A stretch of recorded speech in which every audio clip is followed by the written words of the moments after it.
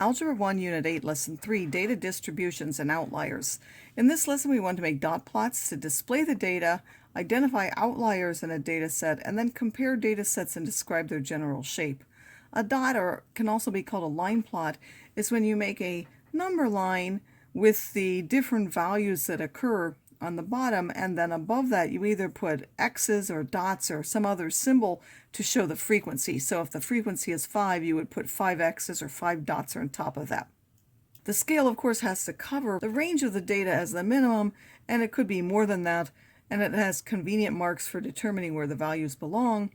A data distribution, once we've made it, can be described as symmetric if the values are equally split on the sides, skewed to the left if there is a longer tail to the left where some values are a lot smaller than the other, or skewed to the right where there's a tail on the right where there are some values bigger than the others. When you have a symmetric distribution, the mean and the median are the same, so when we have the mean and the median close to each other, we know it's relatively symmetric. When the mean is above the median, that's a right skew distribution, those larger values pulling the mean towards it. And if we have the mean smaller than the median, then we know we have a left skew distribution because those small values pull the mean towards it. So when they're similar, we can say that it's relatively symmetric, but if these are widely different, then there will be a skew distribution, which we will see from either the dot plot or also the line plot, whichever one we want to call it. So we have 12 employees at a small company that make the following annual salaries in thousands of dollars. We have from $25,000 up until $60,000. If we make a dot plot of the data, well, a convenience scale, because they all end in fives, is go 20, 25, 30, 35, where we need to get from the smallest at least 25 up until the largest is 60. I included one extra at the ends. And then there was only 125, so we put 1x. We could put a dot as well. That's why they're called dot plots. There was 130. There were 1, 2, 3, 35, so I put 3 x's. 1, 2, 3, 40, so 4. And those should be the same height. For example, the 3 and the 3 should be the same height, so you should be careful to make your x's or your dots the same size. 2 45s, 150, and 160. Of course, make sure that you label what these values are for. Those are the annual salary in thousands of dollars. If we wanted to find these statistics, so if I first went to Stat and Edit, you'll see that I already put my data in there. And then if I go back to Stat and I go to Calc, I put one variable statistics. Again, it's in L1. I hit enter until I get to calculate. It will now calculate those. The mean is 40, standard deviation 9.923 or 8.8978 for the sigma of x. And then if I go down for the median is 40. The interquartile range, remember I have to calculate as Q3 minus Q1, and that will give me a value of 10. If I look at the distribution, I will see that it's relatively symmetric because we have the mean and the median are the same. Now it's true that there's a slight right skewness to this because this value is somewhat larger than the others. On the other hand, it's not that much farther away than this. But if we were going to cross this and actually go around, you would see that this tail is slightly larger. It's more spread out than the other one.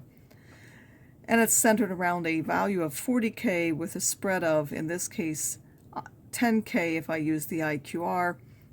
Or if I wanted to, I could also say around a center, or I would even say the mean of, might be better, a mean of 40,000 with a standard deviation of 9.3 thousand, or instead of saying the center, saying the median of 40,000 with an IQR of 10K. Now, how will we know if something is an outlier? A value in a data set that is much greater or a lot smaller than the rest is what's known as an outlier. The mean is affected by those outliers, so we want to be able to identify them. We're going to use the follow guidelines for them. It's a value if it's smaller than Q1 minus 1.5 IQR, or it's an outlier if it's bigger than Q3 plus 1.5 IQR. So if we looked at those salaries that we had before, and then we add one number to it. So suppose we included the owner here, and we go back and we edit our data, and we put in here another piece of data, which is the owner of 150,000. And now if we look at the statistics for that, we'll see that they, of course, change, and we'll find that the lower quartile is 35, the upper quartile 47.5, giving an IQR of 12.5. If we take Q1 and subtract 1.5 times the IQR, that's 16.25. And if we find Q3 plus 1.5 IQR, that's 66.25. And there's 150 is bigger than this endpoint, so it would be an outlier. If we get rid of that one, but we go back and we go to edit again, only now instead of adding the owner, suppose that there had been an employee who was at 65,000 and we do the same thing. We now calculate our one variable statistics. We'll get a Q1 of 35, a Q3 of 47.5 with the same IQR, giving these two the same, but now 65,000 is not an outlier because it's in between those. So in our plot, it looked kind of like it was skewed to us, but even if we added one more 65, that's really not much of an outlier based on our small data set, which is why a lot of times people would choose to use the mean for its nice data set properties rather than the median, because it's still relatively symmetric. But neither choice would be wrong. You could say the median because it's somewhat right skewed, or you could use the median or the mean because you think that those two are similar, making it relatively symmetric. So the statistics that we found, median, interquartile range, and standard deviation, those can be used to compare data sets. Which one has a lower average? We want to look at the mean. Which one has more small values? We would compare the mean with the median. Which one's more spread out? We can look at the IQR, the standard deviation. So here we have average ages of players on 15 teams in 2010, randomly selected from the National Football League and the Major League Baseball, which I believe I got online, and I actually simply took a random sample of those. And now if we wanted to compare the center and variability, again, I can go to stat, and I'm not going to do it, but if I went to edit, I could put both of them. I could clear this out and put the NFL in one column and the MLB, Major League Baseball, in another column. And then when I did my one variable statistics, I would do it first for L1, and then I would do it again for L2, and that would allow me to find the mean and the median, the standard deviation, and the IQR for each of those.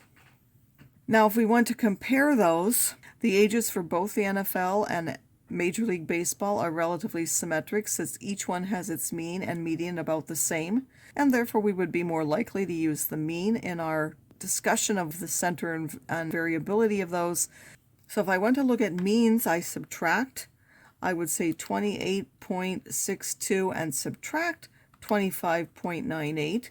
That would say it's 2.6, so it has a center is 2.64 larger for the MLB. Again, that came by subtraction, whereas if I look at standard deviations, I actually divide for that. So I would take 0.0957 and divide by 0.4636 to show that it's 1.95 times as large. Of course, that one is for the MLB, or the Major League Baseball, has a center which is 2.64 larger, and it's less consistent because its standard deviation was 1.95 times larger than that for the NFL.